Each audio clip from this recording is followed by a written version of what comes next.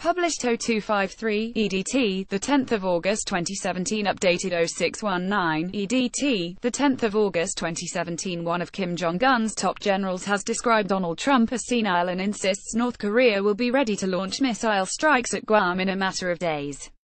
The U.S. president has warned North Korea it faces fire and fury over its nuclear program, sparking claims from Pyongyang that it will create an enveloping fire around the American territory. This morning, the secretive state dismissed Trump's threat as a load of nonsense and insisted only absolute force can work on someone as bereft of reason. The remarks come after tens of thousands of North Koreans gathered for a rally in a show of defiance in Pyongyang, and as officials insisted the country will be ready to strike Guam with 4 missiles by mid-August. One of Kim Jong-un's top officials this morning became the latest critic of Trump's working vacation, accusing him of acting senile while on the golf links and using rhetoric that is getting on the nerves of North Korean soldiers. General Kim Rak-yom, commander of the North's strategic rocket forces, made the insults via state media after Trump issued his threat during a meeting at his New Jersey golf resort. Scroll down for video. Tens of thousands of North Koreans have come out in a show of defiance against the U.S. on Wednesday. Pyongyang has since accused Donald Trump of being senile and warned it would be ready to carry out strikes on Guam in a matter of days. The secretive state dismissed Trump's threat as a load of nonsense and insisted only absolute force can work on someone as bereft of reason. This was the scene yesterday as North Korea ordered a mass rally. Pyongyang's volatile dictator right warned he was carefully examining plans to make an enveloping fire around the U.S. island of Guam hours after Donald Trump left had told the hermit state it faces fire and fury like the world has never seen over its nuclear program. 2 U.S. Air Force B-1B bombers from Guam's military base participated in a strategic bilateral mission with South Korea and Japan hours before North Korea threatened to strike Guam. Pictured top left and right are the 2 B-1B Lancer bombers, and bottom left and center are Japan Self-Defense Forces F-2 fighter jets near Kyushu, Japan. During the mission, an A-10 Thunderbolt attack aircraft readies for takeoff at a U.S. airbase in Osan, South Korea amid increased tension between the United States and North Korea. PAC-3 Patriot missile units are deployed in the compound of Defense Ministry in Tokyo. North Korea says it is preparing a plan to fire 4 of its Hwasong-12 missiles over Japan and into waters around Guam, which hosts 7,000 U.S. military personnel on 2 main bases and has a population of 160,000. Kim said Trump is extremely getting on the nerves of his soldiers by making comments that showed his senility again, and that sound dialogue is not possible with such a guy bereft of reason who is going senile. He said North Korea will complete a plan by mid-August for the historic enveloping fire at Guam, convey it to the commander-in-chief of its nuclear force and then wait for his order. North Korea says it will keep closely watching the speech and behavior of the U.S. The statement also suggested the military action its army is about to take will be effective for restraining America's frantic moves in and near the southern part of the Korean peninsula. Last night, North Koreans gathered for a massive rally at Kim Il-sung Square in Pyongyang on Wednesday, with photos showing citizens holding propaganda placards and waving their fists in the air. Footage shows thousands of North Korean workers dressed in white shirts as they angrily marched through the square brandishing flags. The elite class, who were dressed in black, applauded the workers as they rallied. It came after a strict round of sanctions were passed by the United Nations Security Council over the weekend. North Korea also officially dismissed Trump's threats on Wednesday, declaring the American leader bereft of reason and warning ominously that only absolute force can work on him. The statement only served to escalate tensions further in a week that has seen a barrage of threats from both sides. While nuclear confrontation still seems incredibly remote, the comments have sparked deep unease in the United States, Asia and beyond. Photos showed citizens holding propaganda placards and waving their fists angrily in the air. The rally came after a strict round of sanctions were passed by the United Nations Security Council over the weekend. The elite class, who were dressed in black, applauded the workers as they rallied. Footage shows thousands of North Korean workers dressed in white shirts as they angrily marched through the square brandishing flags. U.S. crews practiced intercept and formation training, which gave them an opportunity to improve their combined capabilities and tactical skills. Above, a B-1B Lancer bomber is pictured during the mission. Guam, which is known as the tip of the spear, is home to thousands of American service members and their families at both Andersen Air Force Base and Naval Base Guam. South Korea's military says North Korea will face a stern and strong response from Washington and Seoul if it acts on threats to fire missiles near Guam. Seoul's Joint Chiefs of Staff spokesman Roh Ji-chun said today that the US and South Korean militaries are prepared to immediately and sternly punish any kind of provocation by North Korea, but didn't elaborate on how the allies are preparing. South Korea's presidential office says top national security advisor Chung Eui-yong will chair a National Security Council meeting in the afternoon to discuss the North Korean threats. Japan, meanwhile, has said it could shoot down missiles for its U.S. ally if North Korea fires them at Guam.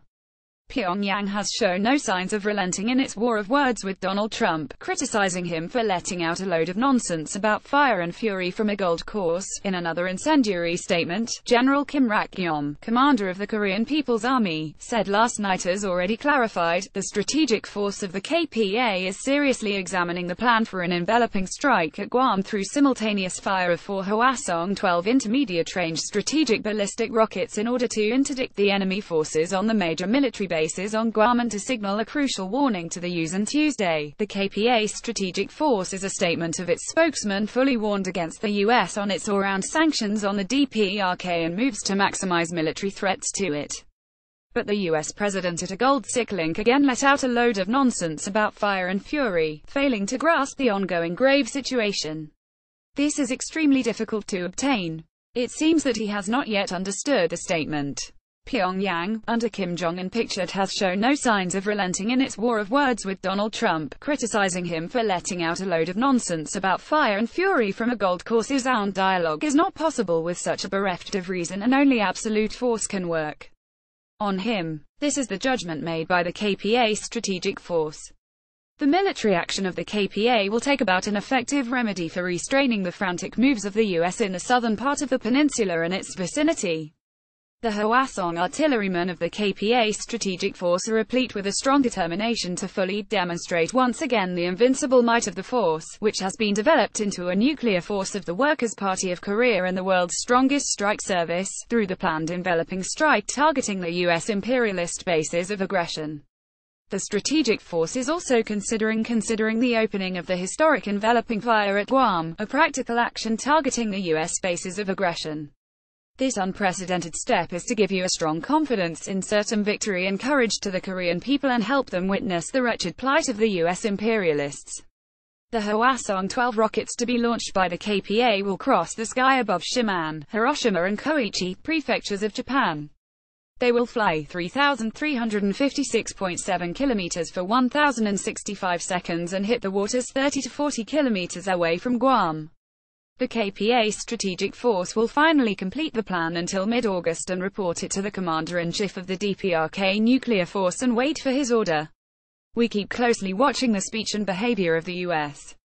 Defense Minister Itsunori Onodera told Thursday's parliamentary session that a missile attack on the U.S. territory would breach the U.S. deterrence against an attack on Japan. He said that would be a Japanese national emergency because it would threaten Japan's existence as a nation. He said Japan in that case can exercise the right to collective self-defense and activate the Aegis destroyer ship-to-air missile defense system.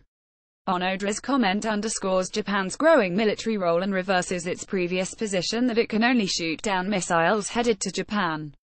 A defense law that took effect last year allows Japan's military to defend US and other allies when they came under enemy attack. A day after evoking the use of overwhelming US military might, Trump touted America's atomic supremacy.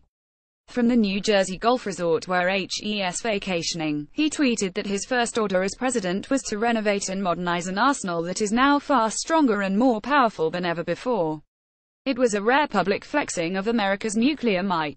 Trump's boasting only added to the confusion over his administration's approach to dealing with North Korea's expanding nuclear capabilities on a day when his top national security aides wavered between messages of alarm and reassurance. If Trump's goal with 2 days of tough talk was to scare North Korea, Kim, the commander, put that idea quickly to rest.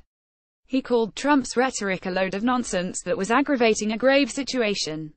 A View shows a Pyongyang city mass rally held at Kim Il-sung Square on Wednesday. Tens of thousands of North Koreans packed the square in a show of support for their country. North Korea also officially dismissed Trump's threats on Wednesday, declaring the American leader bereft of reason and warning ominously that only absolute force can work on him. Kim said the Guam action would be an effective remedy for restraining the frantic moves of the US in the southern part of the Korean peninsula and its vicinity.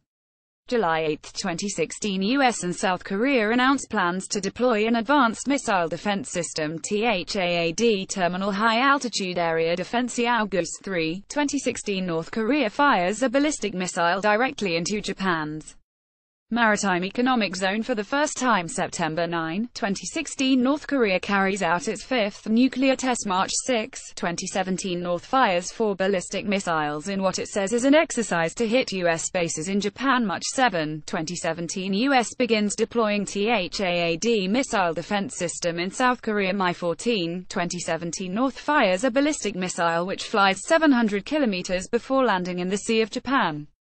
Analysts say it has an imputed range of 4,500 kilometers and brings Guam within reach. June 1, 2017, U.S. aircraft carriers USS Carl Vinson and the USS Ronald Reagan carry out drills in the Sea of Japan. July 4, 2017, North Korea test fires a ballistic missile which flies 930 kilometers before landing in the Sea of Japan. Analysts say it has an imputed range of 6,700 kilometers and brings Alaska within reach. Pyongyang later says it was a landmark test of a Hwasong-14 intercontinental ballistic missile ICBM. July 28, 2017, Kim Jong-un carries out a second intercontinental rocket launch test in under a month, sending a missile 1,000 kilometers before it splashes down in the waters off the Japanese coast.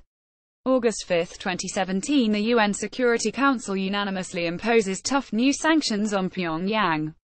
North Korea responded, saying, "The day the US dares tease our nation with a nuclear rod and sanctions, the mainland US will be catapulted into an unimaginable sea of fire." Guam lies about 2,100 miles from the Korean peninsula and it's extremely unlikely Kim's government would risk annihilation with a preemptive attack on US citizens.